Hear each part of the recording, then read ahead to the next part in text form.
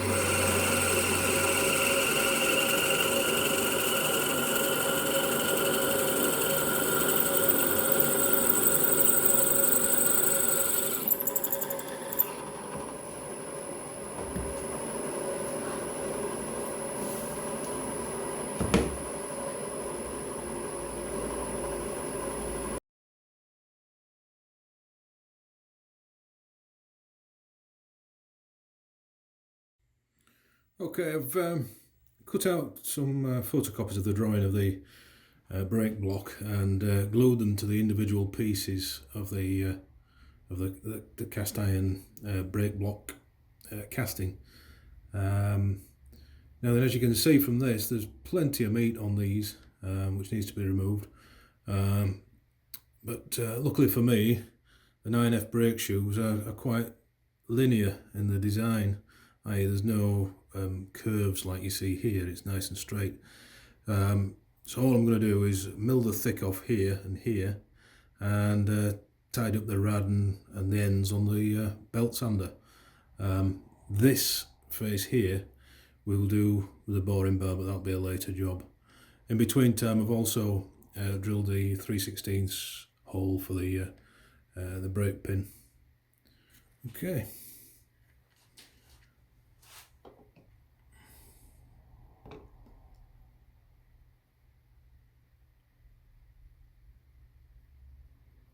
By the way, I did measure the drawing to make sure it was to scale, so there's no problem in using these cutouts as a guide. In fact, they save a hell of a lot of marking out, so I highly recommend it as long as the drawing's to scale.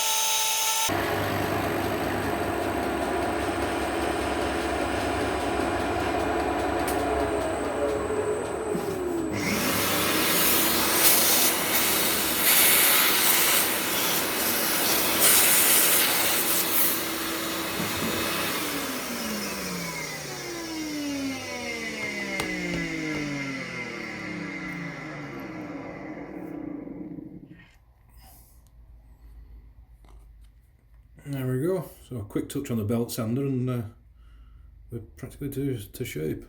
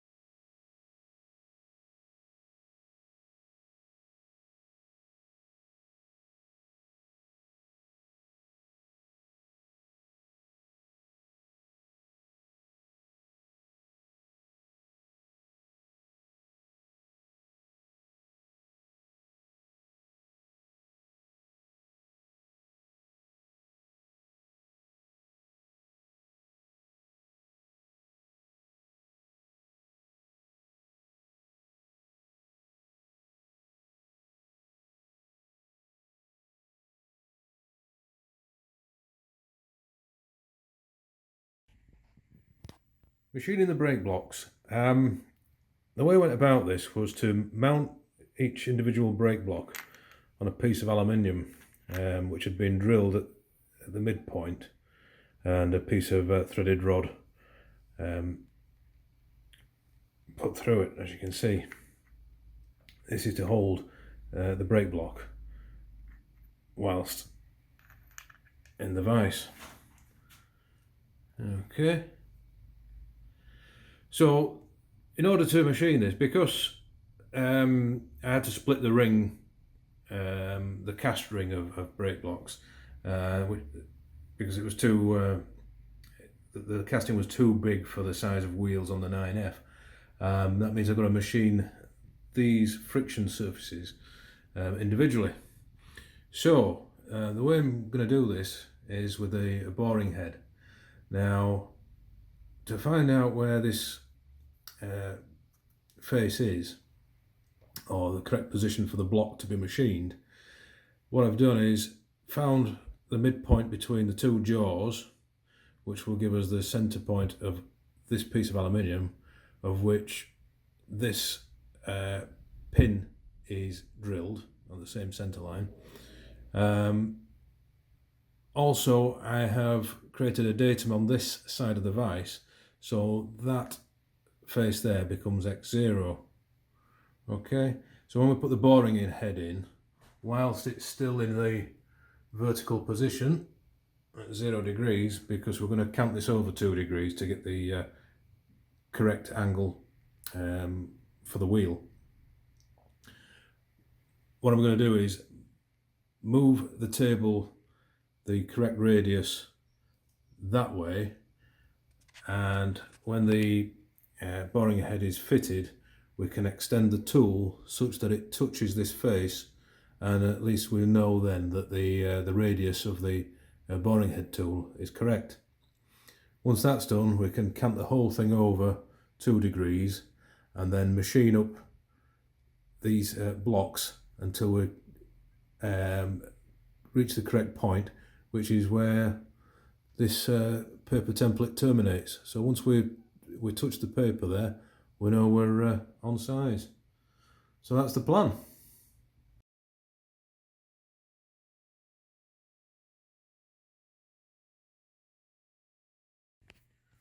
Right, so the x-axis is set at the required radius, not 1 and 21/32s as the drawing would suggest. It's 2 and 21/32s. So what we've got now is the boring head set up, and it's just a matter of adjusting the tool now until it touches this face, and it's just now just kissing the side of the vise there, so we can consider that radius set. So everything's locked up now, and we can move to Y0 and start machining.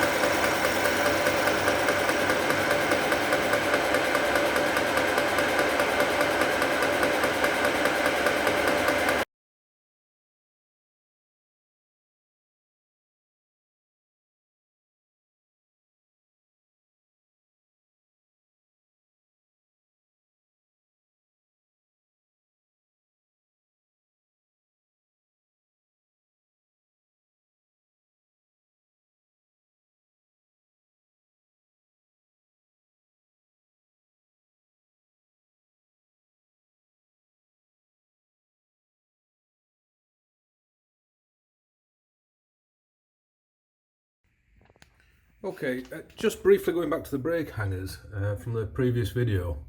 You know, I had to thin this down, this upright here, due to a mistake I made on the dimension here. Well, a kind gentleman saw this video and sent me some information, more specifically the drawing of the brake hanger arrangement for the real locomotive, the full-size locomotive. And what it does do is show this actually wasted down, more so on the rear side than the front where I wasted it. But in general terms, it does look pretty, well, it makes mine look something like, more like prototype than this one here. So I'm quite pleased about that, because it was a stupid mistake to make. What it also shows is the pin that holds the brake shoe in place. Well, on this drawing, it's, let's find it, it's this pin here, which is 600 odd thou long. Now, the gap we've got here is only a ½ inch, or 500 thou. So the only way the pin can enter this hole and hold the brake block is from the outside. Therefore, being the split pin would have to be on the inside. On the real one, the split pin is on the outside, and the way they do that on the real one is there's a longer pin which comes through both sides of the brake hanger, which to me it looks a much better idea and certainly a more rigid setup. So that's what I'm going to do. So, you know, this was a mistake, but from that mistake something more prototypical has come out of it. So I'm really pleased about that, and I'm really pleased that the gentleman that's forwarded this information. You know you are. I'm not going to show your drawings or anything like that, because that's not fair, but just to say thank you. So what I have done, as you can see here, we've got the brake blocks, or a brake block, some 3/16 pin material, and you can see it's been drilled here, and you get the idea that that'll be a far more rigid setup. So just a little update there.